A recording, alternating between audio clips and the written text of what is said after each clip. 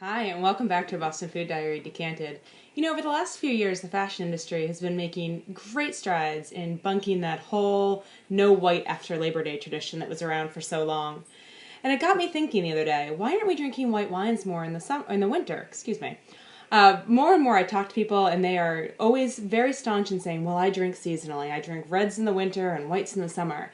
And that's all well and good. I definitely understand it. It's hard to pair something like a Sauvignon Blanc with those deep, rich winter flavors that we all get.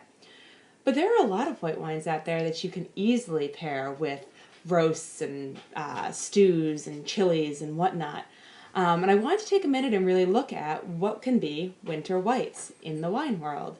So in front of me here, I have a glass of unoaked Chardonnay. And I'm clearly saying unoaked because I think a lot of people tend to shy away from very oaky Chardonnays. But there are some absolutely beautiful Chardonnays that don't require oak or that don't use oak. Case may be. This one here, again, is from a warm climate, which means that it has really great body to it. It's mouth-filling. It also has some fantastic flavors to it. It has a lot of flavors of peaches and stone fruits, citrus and lemons, and all sorts of really great minerality in the background. So the beauty of this is that it has all these bright, beautiful flavors that pair so wonderfully with, say, a roast chicken or maybe some pork chops that you've done. So if you pair any of these types with something that's been kind of roasted down and has those big concentrated flavors, something with a great body, great flavor on its own will pair really nicely with the two. Now say you're really into something spicy. You're going to make a big pot of green chili, which is perfect in these winter months. Well, there's no reason that you can't take a nice, sweet Riesling and pair the two together. There is something about a sweet wine and a spicy dish that go perfectly. So if you take a Riesling from Germany, if you do a Spatlese or a Kabinett, either of those, they'll be kind of on the sweeter side, but not overly sweet. You don't want to get too much further down the scale. But either of those will present this nice, subtle sweetness that will pair so nicely with a spicy chili or any other spicy dish that you might be making to warm up during those cold months. Finally, one of the last ones that I adore during the winter months, and there are a few others. I actually love a good Pinot Grigio as well.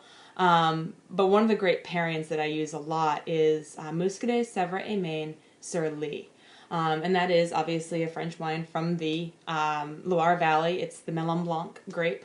And what it means is that it's been let to ferment on the yeast, on its lees, a little bit longer than normal. And what that creates is just this tiny hint of a sparkle. It's not in any way as sparkly as a champagne or a cava or a prosecco or any one of those, but it does have this little bit of sparkle to it.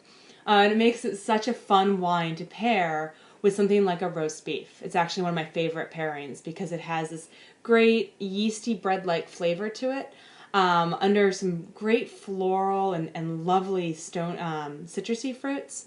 But then it also pairs so nicely then with something like a roast beef that has maybe an herb sauce to it. And the two just play so beautifully together. It's just an absolutely perfect combination.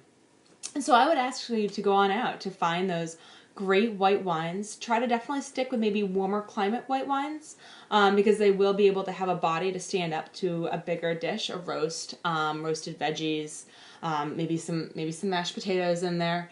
But those flavors don't need to be completely overcome. So big-bodied wines, warmer climates, lots of flavor in them, and you will end up with some really great pairings.